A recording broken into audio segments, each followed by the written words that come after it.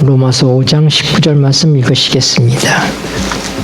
한 사람이 있겠습니다. 시작.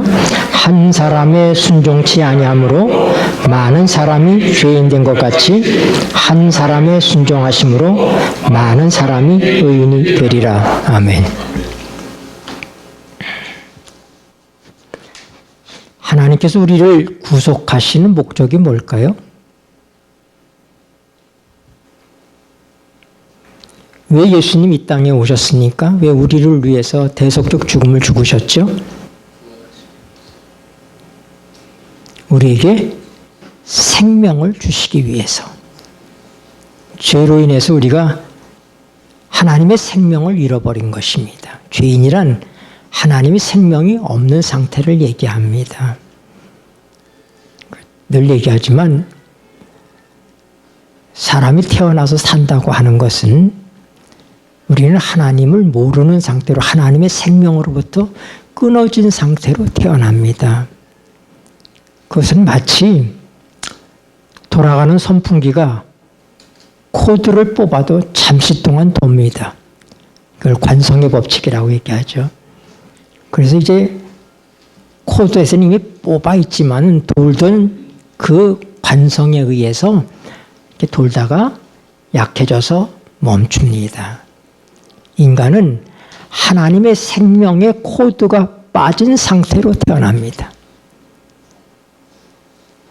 그러나 하나님께서 우리에게 주셨던 그 생명이 한번 주어졌던 그에 의해서 코드가 하나님의 생명으로부터 끊어졌지만은 우리가 어떻게 돼? 관성의 법칙에 의해서 우리의 생명이 잠시 동안 유지되는 것처럼 그렇게 돌다가 멈추는 세월이 성경이 말하는 세월이 120년입니다. 그러니까 하나님 없이 우리가 건강관리를 잘하면 이 땅에 하나님의 생명 없이도 몇 년은 살 수 있다? 120년은 살 수 있다고 하는 것입니다.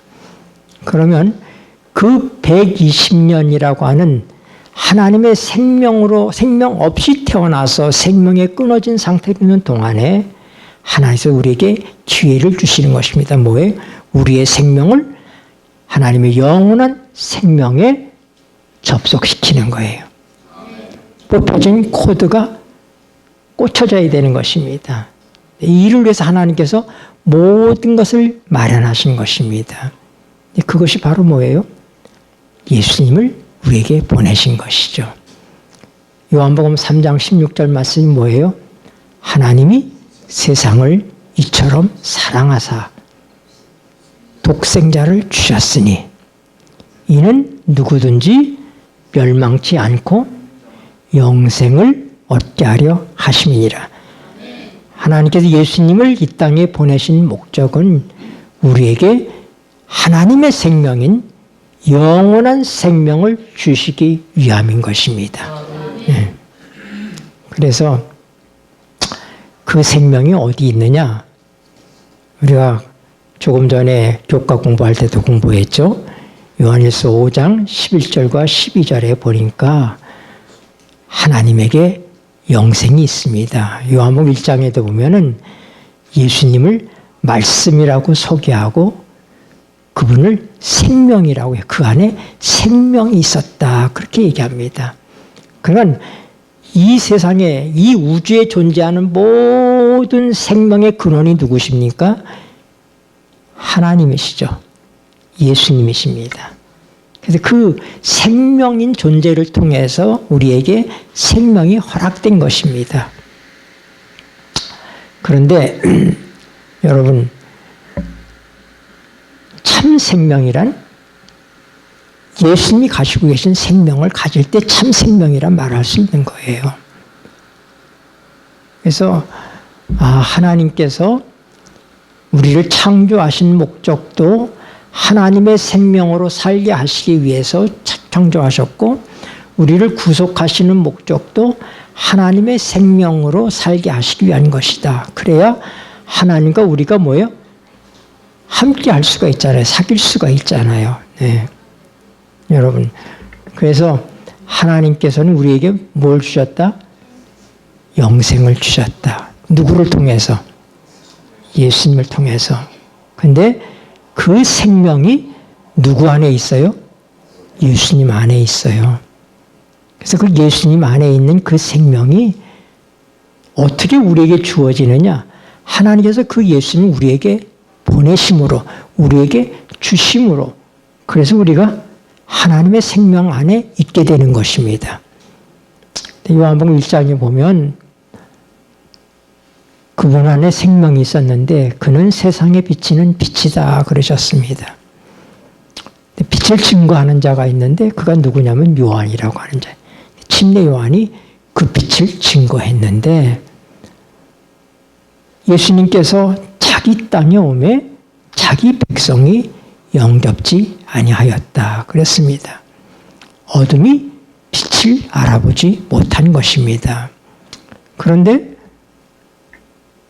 영접하는 자 12절에 보면 1장 12절에 영접하는 자, 곧 그 이름을 믿는 자들에게는 하나님의 자녀가 되는 권세를 주셨다.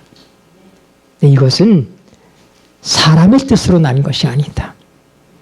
혈과 육으로 난 것이 아니라 하나님의 뜻으로 난 것이다. 이렇게 얘기합니다. 그러니까 하나님께서 예수님을 우리에게 주셨습니다. 그렇죠? 그럼 주셨으면 어떻게 해야 돼?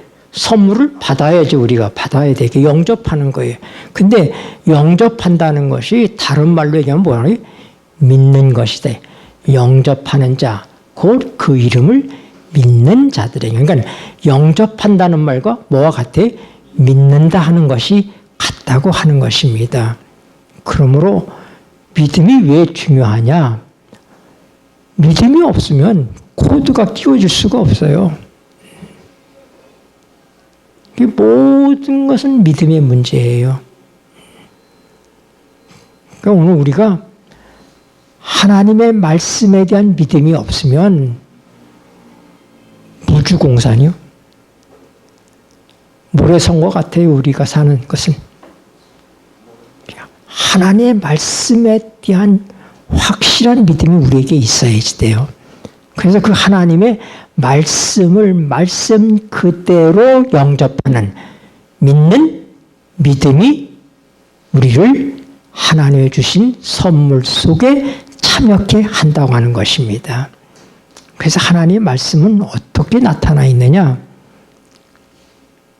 하나님께서 우리를 구속하시는 데 있어서 처음부터 끝까지 하나님이 직접 하셨다고 하는 것입니다. 우리의 구원 문제를 하나님이 몇 퍼센트 하시고 우리에게 몇 퍼센트를 맡긴 것이 아닙니다. 시작부터 끝까지 구속에 대한 계획도 우리가 태어나기도 전에 이 창세 전에 하나님께서 이미 세우셨고 하나님께서 시작부터 끝까지 하나님이 직접 하신 것입니다. 그래서 우리 입장에서 보면 그것이 그래서 뭐라고 그래? 대속이라고 얘기하는 거예요. 대속. 그러니까 제가 지난 시간에 얘기한 것처럼 태어나는 것이 우리의 의지가 아닌 것처럼 구원받는 것도 어떤 의미에 있어서의 우리의 의지가 아닌 하나님의 뜻인 것입니다. 그래서 하나님께서 예수 그리스도를 통하여서 우리를 대속하시는데 어떻게 하셨느냐? 로마서를 중심으로 사도 바울이 우리의 상태에 대해서 얘기합니다. 그러면서 로마서 1장에는 모든 이방인들이 다 죄인이다 하고 얘기해요. 그들이 하나님을 모르지만은 그들의 율법이 없지만 그러나 그들이 다 죄인이다. 율법이 없는 그들에게 그 시대에는 하나님께서 양심을 통하여 율법을 대신하게 하셨다 하는 말씀을 하고 있습니다. 율법이 없는데 어떻게 죄를 말할 수 있는가? 율법이 없는 사람에게는 양심이 율법이다 이 말입니다. 그다음 유대인들에게는 율법이 있죠. 하나님께서 법을 주셨잖아요. 그 유대인들은 그 율법에 의해서 판단을 받는데 그들은 그 율법을 자랑했지만은 그러나 그 율법을 지키지 못했습니다. 그래서 뭐예요? 그들도 죄인이다. 그러니까 죄라고 하는 건 뭐와 관련이 있어요? 하나님의 뜻 율법과 관련이 있는 거예요. 그러니까 하나님의 뜻에 어그러지는 것이 죄예요. 그래서 헬라어로 죄라는 것을 하마르티아 그렇게 얘기하는데 뭐냐면은 관역에서 벗어난 것. 그게 죄란 말이에요. 화살을 쐈는데 관역에서 벗어난 것. 하나님의 뜻을 화살로 쏘셨는데 그 뜻을 쫓지 않고 어그러진 것. 그게 죄라고 하는 것입니다. 그러니까 죄는 하나님의 뜻과 반대되는 것. 쉽게 얘기해서 다른 말로 해서 율법에 벗어나는 것. 이렇게 얘기할 수가 있어요. 그래서 이방인도 양심의 법에 의해서 잘못됐고 유대인도 하나님의 법에 의해서 그들이 잘못됐다. 그들이 다 죄인이다 이 말입니다. 3장에 가서는 총체적으로 이방인이든 유대인이든 이 지구상에 살고 있는 모든 인간은 다 뭐다? 죄인이다. 그런 얘기예요. 3장 10절에 의인은 없나니 하나도 없다.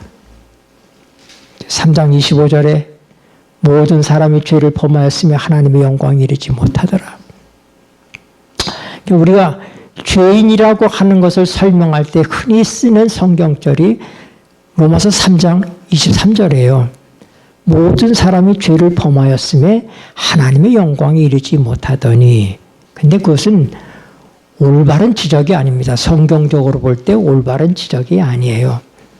우리가 죄를 짓는 것은 다시 해서 우리가 죄를 지었기 때문에 죄인인가?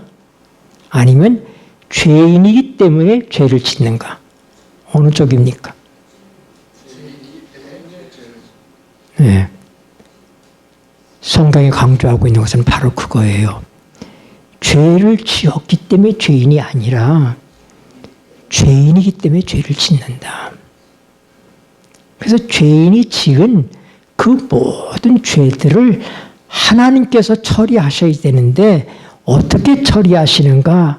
그것이 예수님의 피를 통해서 처리하시더라. 그래서 예수님의 피를 통하여 우리가 어떻게 됐어요? 의롭게 되는 거예요. 로마서 3장 25절과 로마서 5장 9절에 예수님의 피에 대한 언급이 있습니다. 단 두 군데밖에 없어요.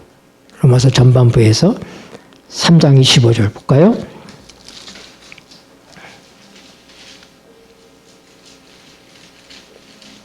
이 예수를 읽겠습니다. 시작. 이 예수를 하나님이 그의 피로 인하여 믿음으로 말미암는 화목 제물로 세우셨으니 이는 하나님께서 길이 참으시는 중에 전에 지은 죄를 간과하심으로 자기의 의로우심을 나타내려 하심이니. 아멘. 예수님의 피로 뭐가 됐다고요? 예수님의 피가 하나님과 우리 사이에 화목 제물이 됐습니다. 우리의 모든 죄를 처리했다 이 말입니다. 그래서 어떻게 돼? 하나님께 나가는 길이 열렸다고 하는 거예요. 예수님의 피 때문에. 우리 지난 시간에 공부한 것처럼 하나님과 인간이 만나는 대속제일날 대제사장이 하나님의 보좌 앞에 나갈 때 뭐 가지고 나간다고요? 피를 가지고 나갔다고 하는 거예요. 그래서 하나님께서 그 피를 보시고 됐다 말씀하시는 것입니다. 6월절의 의미도 하나님께서 그 피를 볼 때에 문설주와 좌우인방에 발라져 있는 피를 볼 때에 죽음의 천사가 넘어간 것입니다. 우리가 죽어야지 되는데 뭐 때문에? 예수님의 피 때문에 죽음을 넘어가는 것입니다. 이게 피는 이렇게 중요한 거예요. 그러니까 우리가 마지막까지 하나님 앞에서 받아들여 줄 수 있는 근거는 뭐밖에 없다? 피밖에 없다. 그래서 그래서 우리가 하나님께 나아가는 근거를 우리 어떤 공로를 가지고 나가려고 그러면 잘못된 거예요. 그건 안 되는 거예요. 그 어떤 것으로도 하나님 앞에서 우리가 받아들여지게 할 수가 없습니다. 하나님께서 만드신 방법이에요. 하나님께서 우리에게 영생을 주시기 위해서 우리의 죄인된 상태에서부터 하나님께로 데려오기 위해서 하나님께서 마련하신 방법이 있다 이 말입니다. 우리는 그래서 그 방법대로 믿어야 되는 거예요. 내 멋대로 믿는 게 아니다 이 말입니다. 우리가 안식일을 얘기할 때 그러잖아요. 하나님께서 몇째 날 만나자고 그러셨어요? 7째 날 만나자고 그러셨어요. 7째 날. 그날 7째 날 만나고 그랬어요. 그런데 우리가 만약에 사랑하는 사람과 데이트를 약속을 했는데 토요일 날 10시에 만나기로 했는데 바빠서 내 마음대로 어떻게 돼?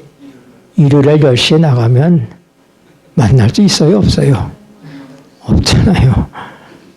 그 구원은 하나님께서 세우신 방법대로 믿어야 되는 거예요. 믿음이란 뭐를 믿는 거예요? 상호간에 그 사람의 말을 믿는 거예요. 믿음은 인격과 인격 사이에서부터 생겨나는 것입니다. 내가 이 책상을 믿는다 이거 안 되는 거예요. 여기 인격체가 아니기 때문에. 그래서 우리는 하나님이라고 하는 인격과 나라고 하는 인격 사이에 믿음이 존재하는데 어떻게 해요? 하나님은 눈으로 볼 수 없지만 하나님의 말씀이 있잖아요. 그래서 우리가 그 말씀을 통해서 보니 아, 하나님의 말씀은 틀림없구나 하는 사실을 깨달게 될 때 하나님에 대한 믿음이 생기는 것입니다. 그래서 로마서 10장 17절에 뭐라고 그랬어요? 믿음은 들음에서 나며 듣는 것은 그리스도의 말씀으로 말미암는다. 그러면 예수님의 말씀을 믿을 때, 들을 때 믿음이 생기는 거예요. 그렇게 되면 우리가 말씀이 없이는 뭐가 존재할 수 없다? 믿음이 존재할 수가 없다. 그 말씀은 누구의 말씀이다? 예수 그리스도의 말씀이다. 아니, 내가 사랑하는 사람과 토요일 10시에 만나기로 분명히 약속을 했는데 어떤 사람이 얘기를 아이, 그거 꼭 그 시간 나갈 필요 없어. 너 바쁘면 일요일 10시에 나가도 돼. 누구 말을 믿은 거예요?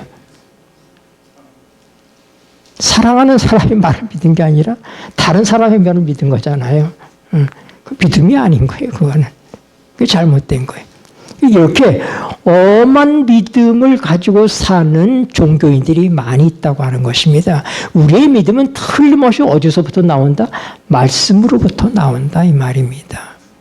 그 말씀을 통해서 보니까 내가 지금 모든 죄는 예수님의 피로서만이 정결케 된다. 그분만이 하나님과 우리 사이에 화목제물이시다. 5장 9절 봅시다. 로마서 5장 9절. 제가 좀 계속적으로 건강이 안 좋아서 여러분이 보는 것처럼 요 몇 달 사이에 제 체중이 한 12kg가 빠졌어요. 그래서 이 목소리가 맑은 목소리가 안 나오잖아요. 그냥 환자 목소리, 이렇게 잠겨있는 목소리가 나오는데 죄송합니다. 좀 맑은 목소리로 복음을 전해야지 되는데 탁한 목소리로 말씀을 전하게 돼서 죄송합니다. 하나님께서 함께 하실 때 또 제게 건강을 회복해 주시리라 믿습니다. 그러면 읽겠습니다. 시작. 그러면 이제 우리가 그 피를 인하여 의롭다 하심을 얻었은즉 더욱 그로 말미암아 진노하심에서 구원을 얻을 것이니. 아멘. 네, 우리가 하나님께서 나를 의롭다고 말씀하시는 것은 내가 의로운 짓을 했기 때문이 아니에요. 전혀 아닙니다. 뭐 때문에? 예수님의 피 때문에 의롭다고 하시는 거예요. 그러니까 여러분, 우리는 본질적으로 다 죄인이지만 하나님께서 우리를 뭐라고요? 예수님의 피 때문에 의롭다고 하셨습니다. 그러므로 이제 우리는 하나님의 선언에 의해서 죄인입니까? 의인입니까? 의인인 것입니다. 네.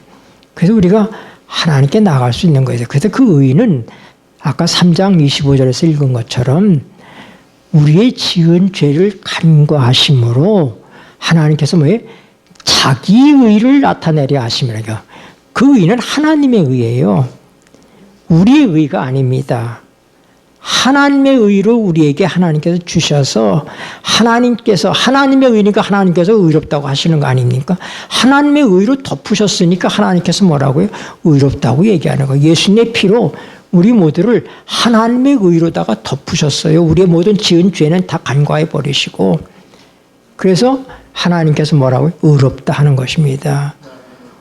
오늘 여러분이 혹시 하나님께서 갑자기 데려가시는 그런 순간이 온다 할지라도 여러분은 예수님의 피를 의지하셔야지 돼요. 다른 거 아무것도 없어요. 그 피 때문에 하나님께서 우리를 의롭다 하시는 것입니다. 그런데 로마서에서의 고민은 뭐냐면 사도 바울이 말씀을 쭉 설파해 가면서 중요한 건 그래 우리의 죄는 예수님의 피로써 처리가 되는데 아침에는 하나님 오늘 또 주님의 보혈로 저희를 깨끗하게 하신 것을 믿고 이제 오늘 또 주님 안에서 살아가게 해주십시오 하고 하루를 시작하는데 저녁 때가 되면은 한 보따리의 죄가 남아 있어요. 하루 종일 많은 죄를 진 거야 또. 하나님 또 잘못했습니다. 주님의 보혈로 용서해 주십시오. 그 다음날도 그렇게 하고 또 그렇게 하고 이런 생활의 연속이더라 이 말입니다. 이게 그러니 여기까지만 우리가 말씀을 통해서 본다면 완전한 구원이 아닌 것입니다. 구속의 절반밖에 우리가 모르는 거예요. 하나님께서 어떻게 하셨는가? 근데 우리가 깨닫게 되는 건 뭐냐면은 내가 지은 죄의 행위들의 문제가 아니라 그래서 우리가 로마서 5장 11절까지는 행위의 죄들이기 때문에 복수의 죄들아 그 얘기했죠. 우리 성경은 단복수 개념이 없지만 영어 성경에는 로마서 5장 11절까지의 죄들이 다 복수로 돼 있어요. sins라고 하는 S-I-N-S 이렇게. 그러니까 우리의 범죄 행위들을 얘기하는 거예요. 그런데 5장 12절에 가서 죄가 단수의 죄로 바뀝니다. 그것은 바로 뭐냐면 내가 죄를 짓는 것은 내가 죄인이기 때문에 내가 죄를 짓는구나 하는 사실을 깨닫는 거예요. 그러니까 그건 뭐예요? 복수가 아니라 단수인 거예요. 그러니까 나는 뭐야? 죄의 공장인 것입니다. 죄의 생산품은 보혈로 처리가 되는데 그런 죄의 공장은 예수님의 보혈로서 처리가 되느냐 깨끗하게 되느냐 아닌 것입니다. 여기에 문제가 있는 거예요. 그러니까 우리가 하나님께서 내가 지은 죄는 예수님의 피로써 언제든지 용서가 되는데 그러나 본질적으로 문제는 뭐냐면 내가 죄인이라고 하는 거예요. 죄인으로 태어났어요. 내가 죄를 선택했기 때문에 죄인이 된 것이 아니라 아담 때문에 우리가 죄인이 됐다고 로마서 5장 12절에서 얘기하는 거예요. 그것은 내 선택의 문제가 아니라 우리의 운명의 문제인 거예요. 우리가 태어나니까 뭐예요? 죄인이더라 이 말입니다. 내가 지난 시간에 얘기한 것처럼 내가 태어나기 전에 김 씨가 될까, 이 씨가 될까, 박 씨가 될까, 내가 그렇게 선택하고 태어난 게 아니라 내가 태어나고 보니까 내가 김 씨더라 이 말입니다. 왜 그래요? 우리 아버지가 김 씨였으니까 내가 김간 거예요. 우리 제가 어릴 때 교육받을 때 남들한테 얘기할 때 김 씨라고 하지 마라 그랬어요. 높이는 거니까 김가. 남의 성씨는 씨라고 붙여주지만 내 성을 얘기할 땐 저는 어디 성씨가 어디입니까? 김씨입니다. 이렇게 대답하니까 김가입니다. 이렇게 대답을 해야 되는 거예요. 저 김가예요. 우리 아버지도 김가였고 우리 할아버지도 김가였고 우리 증조 할아버지도 김가였고 그래서 뭐예요? 내가 김가가 된 거예요. 내가 죄인이 된 거는 내 선택의 문제가 아니라 내가 아담의 자손이라고 하는데 문제가 있는 거예요. 내 생명이 아담으로부터 태어났다고 하는 것입니다. 그래서 아담이 죄를 지음으로 그 한 사람으로 말미암아 모든 사람이 죄인이 됐다고 하는 거예요. 근데 그 운명을 어떻게 바꿀 수 있느냐? 하나님도 죄인을 고칠 방법은 없습니다. 죄인을 뭐라고요? 고쳐지지 않는다는 걸 알아야지 돼요. 그냥 우리 일평생 죄인을 고치려고 노력하는 것은 곧 뭐라고요? 계란으로 바위치기다. 그건 안 되는 일을 시도하는 거예요. 그래서 우리 그리스도인들이 많이 절망하는 이유가 뭐냐면 방법을 모르는 거예요. 하나님께서 우리를 어떻게 구속하셨는지 그 방법대로 믿어야지 되는데 그 방법대로 믿는 게 아니라 기독교적인 상식대로 믿는 거예요. 내가 예수님의 십자가를 통해서 구속을 받았으니 이제는 내가 예수님의 도움으로다가 내가 하나님의 뜻에 맞도록 삶을 살아야지 된다. 이것이 일반적인 상식이다 이 말입니다. 근데 성경은 그렇게 말하고 있지 않아요. 성경이 그렇게 말하고 있지 않은 것을 그렇게 살려고 노력을 하니 되더라 안 되더라. 많은 사람들은 우리의 성화의 문제가 시간 싸움이라고 생각을 합니다.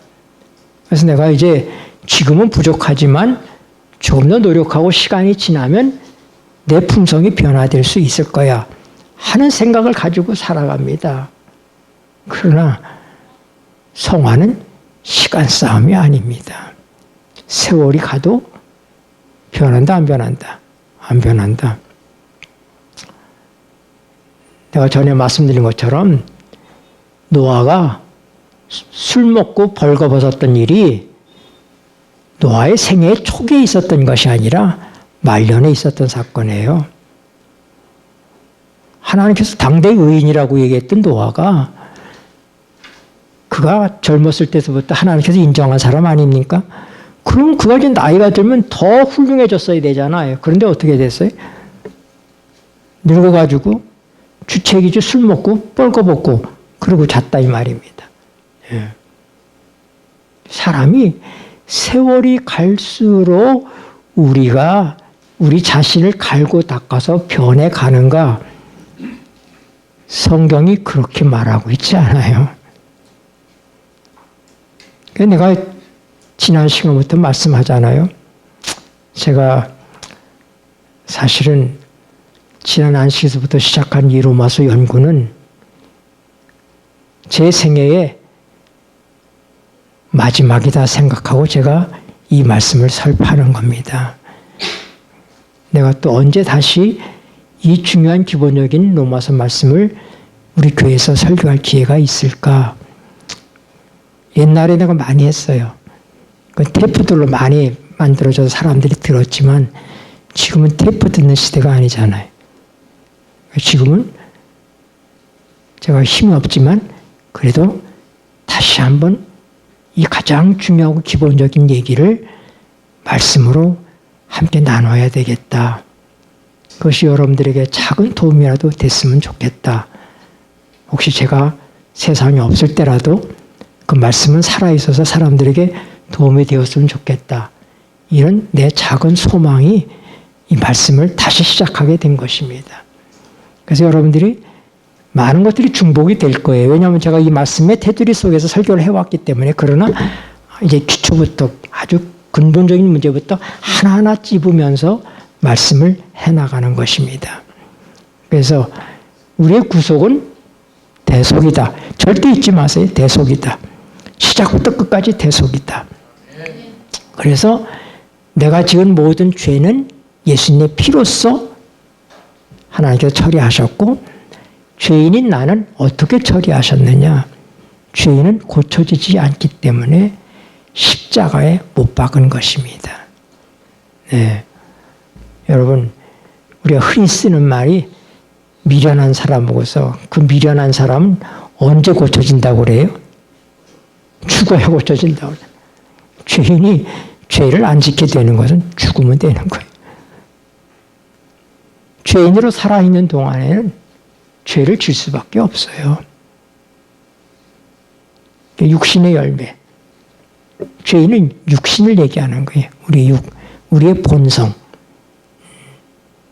내 경험의 문제와 상관없이 이 하나님의 진리는 많은 것이 객관적인 것입니다. 예수님의 보혈이 내 죄를 깨끗하게 한다고 하는 건 객관적인 거예요. 그 피가 나한테 직접 오는 그런 느낌도 없고 그런 경험도 없어요. 그렇게 하셨다고 하니까 우리가 믿는 거예요. 객관적 진리를 믿는 거예요. 그러므로 내가 예수 그리스도와 함께 십자가에 못 박혔다고 하는 것도 경험상으로 아닙니다. 우리가 그렇잖아요. 우리가 언제 예수님과 함께 죽었다고 얘기해요? 내가 그리스도와 함께 십자가에 못 박혔나니. 예수님 언제 돌아가셨어요? 2000년 전에 돌아가셨잖아요. 그때 난 태어나지도 않았어요. 그러나 성경은 그때 함께 죽었다고 얘기하는 거예요. 그걸 내 경험 속에다 갖다 놓고 이해하려고 하면 이해가 안 됩니다. 예. 하나님의 말씀. 나는 아담을 본 일도 없지만 아담이 범죄했기 때문에 내가 죄인이 됐구나. 근데 예수님은 또 다른 아담으로 오셨다. 그래서 우리는 뭐냐면 아담족에서부터 출발을 해가지고 하나님께서 우리를 어디로 옮겨? 예수족으로 옮기는 거예요. 그래서 아담으로 비롯된 모든 저주가 십자가에서 끝나고 예수 그리스도의 부활을 통하여 예수 그리스도를 통한 모든 축복이 우리의 것이 되게 하는 것. 이게 구속이에요. 그러니까 여러분이 이 구원 문제를 결코 우리의 행위의 문제 속에 결부시켜서는 안 된다고 하는 거예요. 이건 우리의 행위와 관련이 없습니다. 분명히 우리 율법을 지킬 수 없기 때문에 예수님께서 율법을 지키시고 돌아가셨습니다. 그러나 예수 그리스도 안에 있을 때에 예수 그리스도가 율법을 지키십니다. 행위가 나타나지만 뿌리가 다른 거예요. 내가 하느냐, 예수님이 하시느냐. 그러니까 우리는 많은 경우에 내가 예수를 믿는다고 하면서도 주인공의 자리는 내주지 않는 것입니다. 그래서 뭐라고 그래? 내가 하려고 노력하면서 예수님 조금만 도와주세요. 조금만 도와주세요. 도와달라고 얘기하는 거예요. 근데 되더라 안 되더라? 안 되더라 이 말입니다. 도와달라고 하는 게. 도와주는 게 아니라 나는 없어져야 되는 거예요. 끝난 거예요. 내 자리에 예수님이 오셔야 돼. 예수님이 주인공이 되셔야 되는 거예요. 내 삶의 주인이 예수님이 되셔야 되는 거예요. 이 훈련을 하는 것입니다. 내가 어떻게 하면 노력해서 나를 좀 더 개발하고 더 거룩하게 하나님의 은혜로 예수님의 도움으로 그렇게 될 수 있을까? 그게 아니라 성경은 그렇게는 될 수 없다고 얘기하고 있는 거예요. 안 되기 때문에 어떻게 했어요? 우리를 대속했다고 그러잖아요. 전적으로 하나님께서 하신다. 예수님께서 하신다 이 말입니다. 내 사는 문제도 내가 주인공이 돼서 내가 삶을 살면서 필요할 때마다 하나님께서 나를 찔끔찔끔 도와줘서 살게 하는 게 아니라 총체적으로 나는 십자가에 못 박혔다는 믿음을 통해서 예수가 내 삶 속에 나타나는 삶을 지속적으로 살아가도록 하시는 것이 성경 전체의 내용이에요.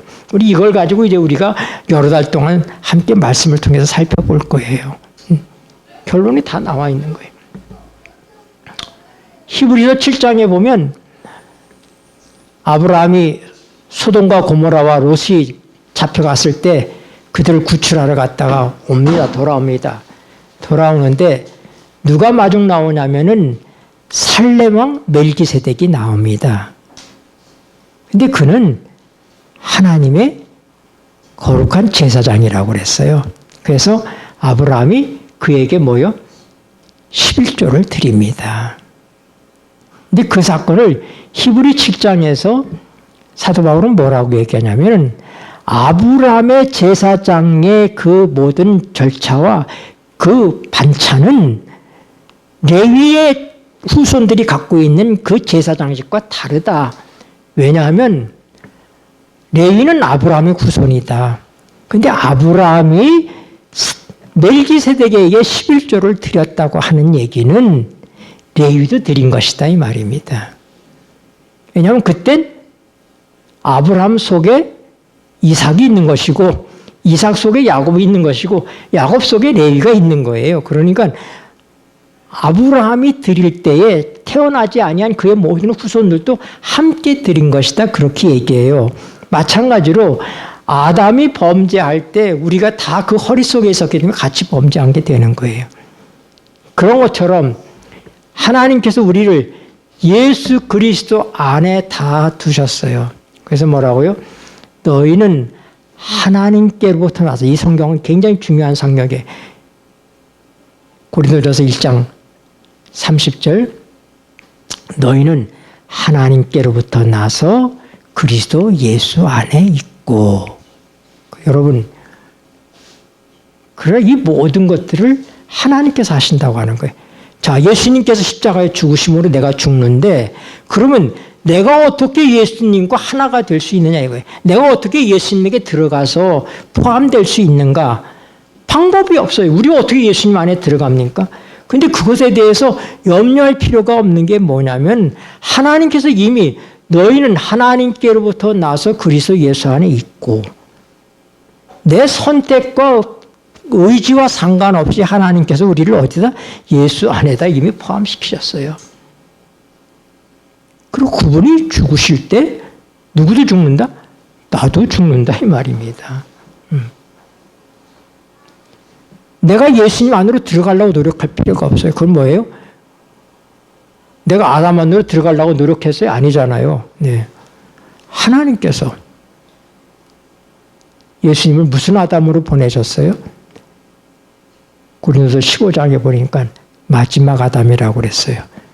둘째 아담 아니에요. 더 이상의 아담이 필요 없어요.